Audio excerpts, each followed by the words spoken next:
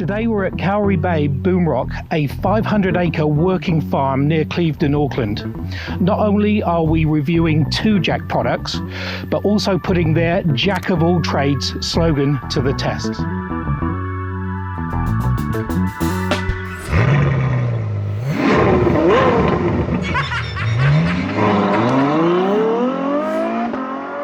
Kia ora and welcome to Tarmac. I'm Dave. I'm Harry. And I'm Matthew, and the two JAC trucks we have behind us are the T9 Ute and the N60 electric truck. But are they the JAC of all trades? Or as the saying goes, are they the master of none?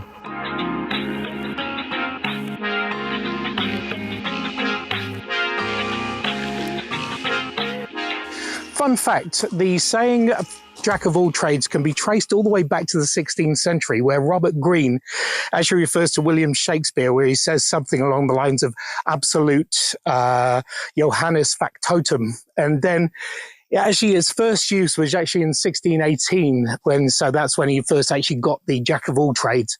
But then it was actually manipulated or grown on there to get the master of none. So there you go, that's the full background and history of JAC of all trades. You all right, mate? I'm all right, Jack. First of all, here at the front, there is no mistaking what you are driving down the road. There's a big, bold JAC badge in here, surrounded by a big grille to make sure that everything stays cooled the way that it needs to be. Also, lots of black plastic cladding surrounding the whole front of the car to really support the idea of this being a workhorse, but to keep it a little bit more on the technological side of things, you get DRLs and headlights that are made out of LEDs.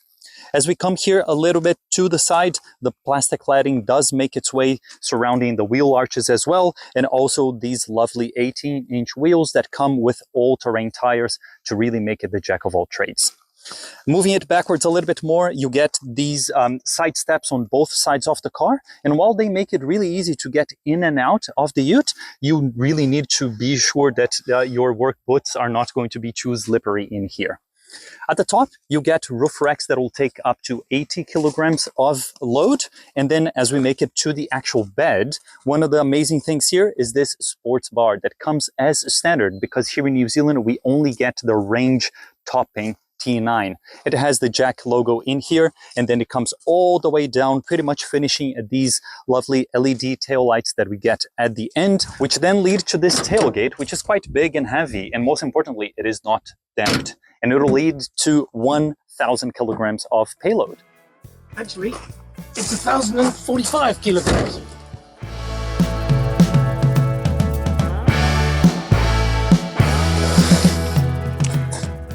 And more importantly, it'll take a standard-sized pallet, a pallet of JAC. Jackpot. It also comes with over 3-ton towing capabilities, which is not class-leading, but it's still pretty hefty.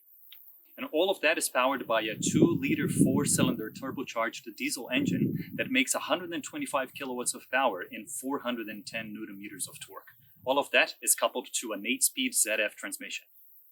You guys done yet? Come on, let's take a look at the interior. For the concrete cowboys like myself, the seats have a quilted leather feel material, similarly with the doors, and they are also heated for the driver and passenger at the front. There's also plenty of premium feeling materials all around the dashboard and on the doors in the front here. But the interior is quite plasticky, but let's be honest, this is a truck, this is a working vehicle, and so the surfaces must be hard wearing. They must be easy to clean and have the ability to get dirty, and then just a quick wipe will have them looking fresh again. And that, you can certainly say, is true of this interior. All of that doesn't come at a cost though, because you do have plenty on the technology front in terms of connectivity. You've got Apple CarPlay, Android Auto, Bluetooth, as well as safety features aplenty like driver monitoring, lane keep assist, forward collision, all of that good stuff. But the piece de resistance is this. It's not a JAC in the box. Instead, it is a pie warmer that also doubles up as a pie cooler, because a top tip, of course, is that you always need to blow on the pie. Anyway, the T9, it's not too bad off-road either.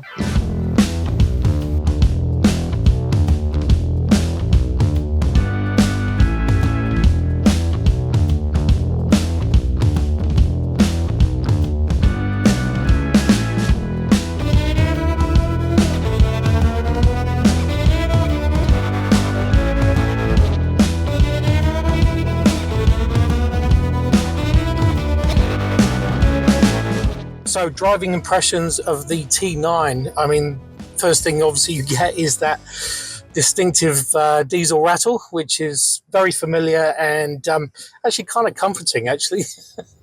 It certainly gives you the feeling like you could go anywhere, do anything, tow anything. That's sort of a very powerful feeling for the driver. I mean, the big thing coming from just going four-wheel drive and then coming onto the road, it is so easy to just move from full high down to two high and just change the configuration of what's going underneath. So I found it was very comfortable in what we've just done off-road or soft-road, and I think it's very much more capable than what we've given it credit for. And it certainly feels more, I think, even more at home on a dirt track as compared to a sealed road like this. And that the teller in that is when you look in the middle and you see the off-road dial, you see the hill descent control, diff lock, all of those things easily accessible, which is not something your average city truck has. So it's pretty good. Yeah, and also suspension feels really nice. Driving, the steering feels good. Look, it is a bit slow off the mark. I think the turbo does take a while to spool and get going. But once it's moving, it's very nice. It's a very comfortable vehicle to be in. You just have to give it that extra second before you plant your foot to feel the power. But when it does come on, it does take you up and it does make up for that and unsettle your rear seat passengers just a little bit. And you have different drive modes. You've got eco, you've got sport, you've got normal. I think you've also got off-road or snow or something. So there's a lot of configurations to go with. And so it is going to be very much at home when you take it onto the building site or actually when you go leisurely and go with leisure. So what's it like from a family point of view, having my small son at the back? Yeah, it's a very good point about the leisurely side of things, because I think that they are very clearly throwing everything that someone in that position would be expecting. The quilting on the seats that comes all the way back here, air vents at the back, charging ports, it's comfortable enough so it's not very upright of a seat. There is enough room even sitting on the terrible seat in the house here, so I have no issues. And the other good thing is this pie warmer in the middle, which we're going to try out in a minute. You put the air conditioning on heat and obviously make sure your flaps are down on a day like this, but it does keep your pie piping hot. Well, we're going to put that to the test soon. So should we go for a smoker? Sounds good. Smoker time. All right, boss.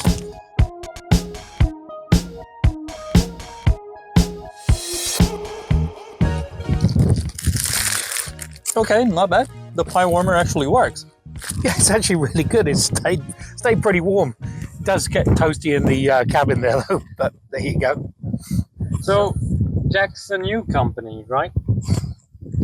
God damn, you really don't know JAC. They're a 60-year-old company from China that exports to over 132 countries. Actually, they've developed, so I'm told, over 350,000 utes, so they're quite substantial. And it's not like they're just showing up, right? They have the backing of another very big group here in New Zealand, which is the NZ Automotive. And I think they've been here for over 100 years now. Yeah, that's pretty good. Anyway, let's get back to work and hit the road, JAC.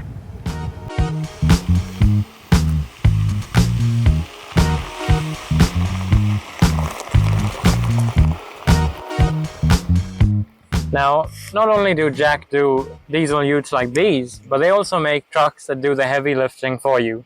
So go on, boys, get to work. Now, speaking of heavy lifting, the big JAC trucks come in either diesel or EV powertrain, and the diesels have either a manual or automatic gearbox option. They're both powered by a 4-litre Cummins diesel, which offers 165 HP or 600 Newton meters of torque, which is pretty massive. But because of their weight, all of these trucks require you to have a Class 2 license, which none of us here have. And that's why today we opted for the N60, which is actually EV powered. And here in New Zealand, we get 3 different variants of this truck. We get the N60, the N75, and then the N90. And all of this comes down to the difference in the gross vehicle weight from 6, 7.5, and then 9 tons. So as you can see, plenty of versatility in how you want to work with this truck. And all of them are powered by this 106 kilowatt hour battery that powers the whole range. In terms of motors, you get one electric motor in here that is rated for 65 kilowatts of power, but can go all the way to 130 kilowatts. In terms of torque, you would be looking at 415 with a peak power of 1200 Newton meters. In terms of the versatility for the actual work, you can get this as a pure leather frame truck, and including a few different other options that even include a fridge that has been used by many different brands, including Kiwi Harvest. And the good news about this one being a flat deck is that it's not going to jackknife. Get it?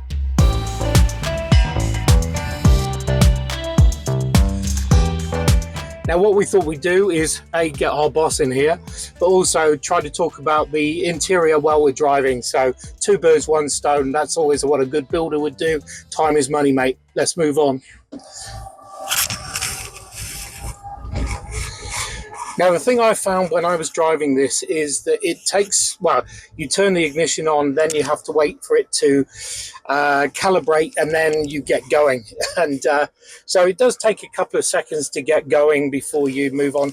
And there is a little bit of a delay on a lot of things. So when you're in the traffic lights, you have to it sort of thinks about it before it takes off. But on the move, I found it very smooth and very quiet, and that's such a good thing for builders that are working, or tradespeople that are working in urban areas and things like that. So I thought that was a good thing. Yeah, the only noise that you get from at these speeds is the actual whir of the motor, which is not what you would get on diesel, right? So much rattling about and the clattery noise of the diesel. So in the stop and go traffic, and if you're inside of a building, it just makes it for a more relaxing and less agricultural, let's call it, drive. And zero emissions as well, which is always, well, that's the main point of this. The interior itself, very robust, very it's built to last, and also built for hard wearing. Plenty of spaces to be around. You can put your documents up the top around, and the infotainment is pretty much removed from the driver, but it's there, and also a reversing camera should you need it, so that's all right. And yes, it might be planet friendly, but you've got to make sure you're good mates with the people you'll be sharing the cab with, because you do tend to get quite close. Oh, you know, boss, I'm after a raise. The other thing with the stereo, of course, it plays like Jack and Diane. What else does it play? You've got the Jack by AC/DC. It's got all these, actually Jack Johnson as well. So it will play all your favourite tunes. It also comes with JAC brakes, which is cool. And speaking of brakes, it does have the regen, so it will sort of regen the battery. And I found the range to be pretty good when I was driving it. What do you reckon? It's really easy to tell when it is moving from regen to proper braking, which again is something of a novelty for a truck, but makes it really easy to drive in the city, and it's aided by the view that you get from the gauges here at the front. I'm just not used to having to look down so much for the gauges, and also for all the movements of the steering wheel. So interesting, such a big novelty. It is like driving a bus, absolutely. Speaking of which, it does even have steering mounted controls for your cruise control and audio system, so there you go, a bit car-like. Let's face it, it's fun to drive a big truck like this, isn't it? It really is, yeah.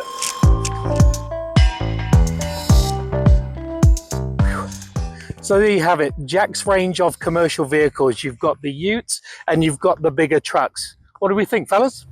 Well, in terms of the ute, there are more refined options out there, but for the price, this ticks a lot of boxes. As for the truck, it was really interesting of an experience for us to be driving this substantial of a truck around town with the licenses that we have. So yes, the driving might be a little bit all over the place, and it is very different from what we are sort of accustomed to, but it definitely does have its place. The ability to drive a truck like this in an urban environment with no diesel clatter was really welcome. I think the driving issues was yours anyway. But anyway, look, you could say it is the jack of all trades, and also I would end by saying it's probably the master of some. Anyway, thanks for watching. Make sure you subscribe, and we'll see you on the next one. See ya.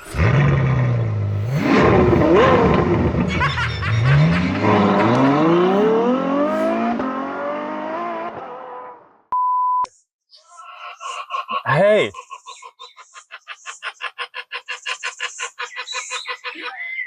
Fun fact, the saying, what's the saying? Absolute factotum, or absolute... Johannes Factotum. Shut up. Who brings them in?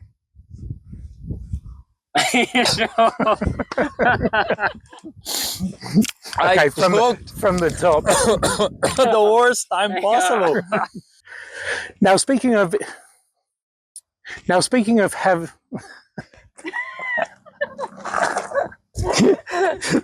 it goes backward. And they're also, the diesel ones are either and they're both powered by a 4-litre Cummins diesel, and I was so close. And also the diesel ones come in either how hard can this be? Now speaking of heavy now speaking of presenters,